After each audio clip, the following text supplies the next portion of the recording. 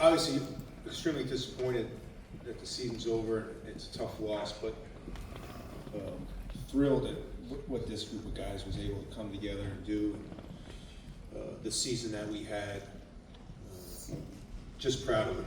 They fought all year long, starting off in conference play 1-3 and finding a way and battling, and ended up with 14 Big Ten wins and making the Sweet 16 with only 2 guys that ever played in the NCAA tournament before. So extremely proud. This was by far the best team I've ever been around. Proud of Julian. He's going to go down as one of the best players ever played at the University of Maryland. We're going to hang his number one day because of just what he did for this program. And really proud of my young big guy here to kind of go through the Big Ten the first time and play the way he's played all year. These 2 guys have been great. So disappointing. Florida's really good. They're deep. I think their bench was really wore us down, but proud of this season. We'll open it to questions for the athletes only to start.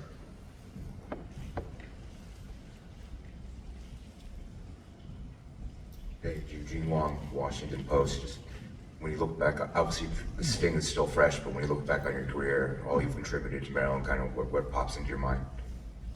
Yeah, I'm just, kind of grateful I was able to be a part of a program like this.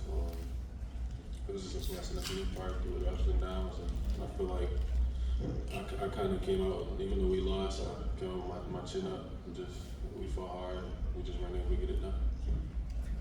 Derek, I don't know if you know you set the freshman record for points. I know it came in a loss, but when you look back at the season for you as a freshman and all that you accomplished, kind of what comes to mind for you, and have you thought about what the next step is going to be for you in terms of going to the NBA or coming back to Maryland? I'm not sure yet. I have to talk to my mom, my agency, Coach Willard, all the coaches, see what I'm doing. And then throughout the season, it was growth for me. I just kept getting better. Didn't let the game before I played affect me. Just kept on getting better. And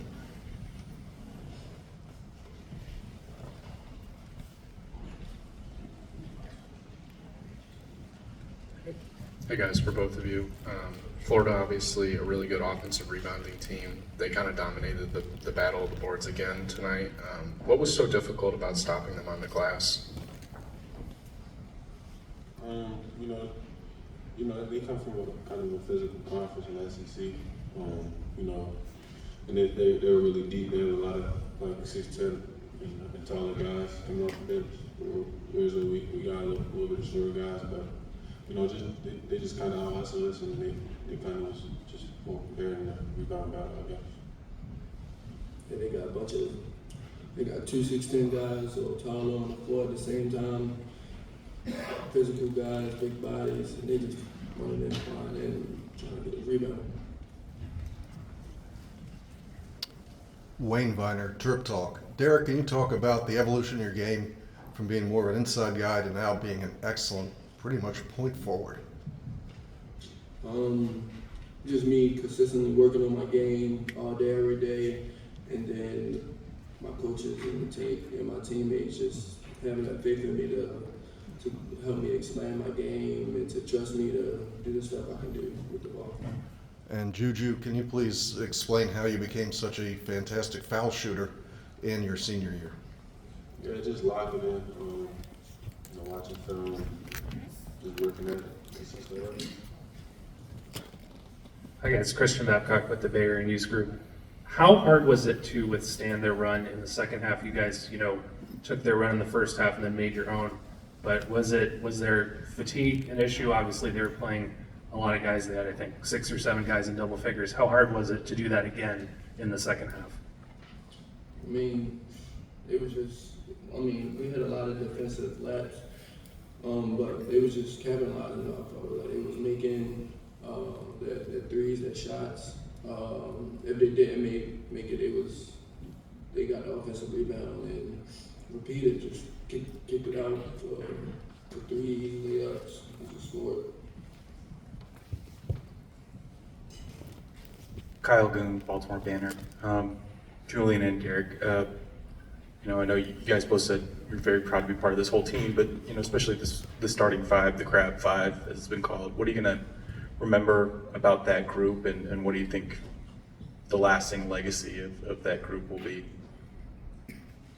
We want to get this opportunity once to be together as a team, build relationships. I mean, unless you go to like a prep high school, but